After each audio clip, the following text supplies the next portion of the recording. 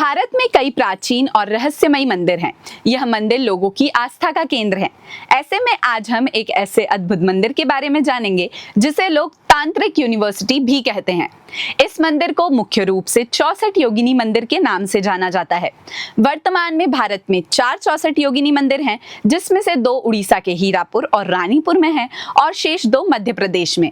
आज हम बात करने वाले हैं मध्य प्रदेश के मितावली स्थित 64 योगिनी मंदिर की। इस मंदिर को 7100 महादेव मंदिर के नाम से भी जाना जाता है। यह मंदिर ग्वालियर से लगभग 40 किलोमीटर उत्तर और मुरैना शहर से 15 किलोमीटर दूर मितावली नामक एक शांत गांव में स्थित है। कहा जाता है कि एक समय रक्तबीज नाम का एक राक्षस राजा था, जो शिव जी से प्राप्त एक वरदान के कारण अजेय था। रक्तबीज को वरदान था कि अगर कोई उसे मार डाले तो उसके रक्त की हर बूंद सैकड़ों राक्षसी संतानों को जन्म देगी। यह वरदान कुछ समय तक रक्तबीज के लिए एक अद्भुत रूप से कारगर रहा, जब तक कि माँ दुर्गा ने उसके विरुद्ध युद्ध में 64 योगिनियों को मुक्त नहीं कर दिया, जिन्होंने उसका रक्त धरती पर गिरने से पहले ही पी लिया। तत्पश्चात निश्चित रूप से रक्तबीज का वध हुआ और 64 योगिनियों के पंथ का जन्म हुआ। उनकी पूजा करने वालों ने 64 योगिनियों के लिए मंदिर भी बनवाए। इस मंदिर का निर्माण राजा देवपाल ने करवाया था। देवपाल कच्छपघात वंश के राजा थे, जिन्होंने 10वीं और 12वीं शताब्दी के बीच शासन किया था। कच्छपघात आमेर के कछवाहा राजपूतों के पूर्वज थे। मितौली में 64 योगिनी मंदिर का निर्माण लगभग 1323 में हुआ था। मंदिर अपनी अनूठी वास्तुकला के कारण विशिष्ट है।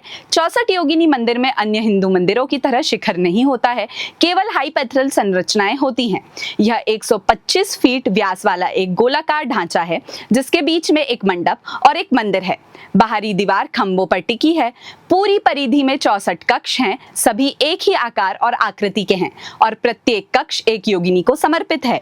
केंद्रीय मंदिर में एक शिवलिंग है, जिसके बारे में कुछ लोगों का मानना है कि उसे बाद में जोड़ा गया था। 64 योगिनी मंदिर में छत न होने के पीछे कई सिद्धांत हैं। इनमें से प्रमुख सिद्धांत यह है कि योगिनियों में उड़ने की शक्ति थी और छत न होने का उद्देश्य उन्हें अपने कक्षों तक आसानी से पहुंचाने में मदद करता है। एक ज्यादा तार्किक सिद्धांत ये भी है कि मंदिर ज्योतिष और गणित की शिक्षा का केंद्र भी था और ऐसी संरचनाएं बिना छत के भी चल सकती हैं। इस मंदिर की संरचना आपको एक और मशहूर इमारत की याद दिला सकती है। वो है भारतीय संसद भवन। माना जाता है कि अंग्रेजों ने संसद भवन की डिजाइन 64 योगिनी मंदिर से ली थी। मंदिर 101 खंभों पर और संसद भवन 144 मजबूत स्तंभ पर टिका है। दोनों ही गोलाकार संरचना के हैं। 64 योगिनी मंदिर में 64 कक्ष हैं, वहीं संसद भवन में 340 कक्ष। जिस तरह 64 योगिनी मंदिर के बीच में एक विशाल कक्ष है, जिसमें बड़ा शिव मंदिर है, उसी तरह संसद भवन के बीच में विशाल हॉल है। संसद भवन का डिजाइन उस दौर के मशहूर ब्रिटिश वास्तुविद एडविन के लुटियन ने साल 1912-13 में बनाया था। इसका निर्माण ब्रिटेन के ही वास्तुविद सर हर्बर्ट बेकर की निगरानी में 1921 से लेकर 1927 के बीच हुआ था। 1927 में इसका उद्घाटन भारत के तत्कालीन वाइसरॉय लॉर्ड इरविन ने किया था। भवन का निर्माण अंग्रेजों ने दिल्ली में नए प्रशासनिक राजधानी बनाने के लिए किया था। आजादी के बाद यह संसद भवन बन गया। 13 मई 1952 में इस भवन में पहली बार राज्यसभा लगी और इसे संसद भवन कहा जाने लगा। हालांकि स्थानीय लोग यह भी बताते हैं कि संसद भवन के वास्तुकार एडविन लुटियन ने स्वयं मंदिर देखने के लिए मितौली की यात्रा की थी, लेकिन इस बात में कितना सत्य है यह कोई नहीं जानता। अगर आप ऐसी ही और जानकारियों से जुड़े रहना चाहते हैं तो हमारे चैनल को अभी सब्सक्राइब करें।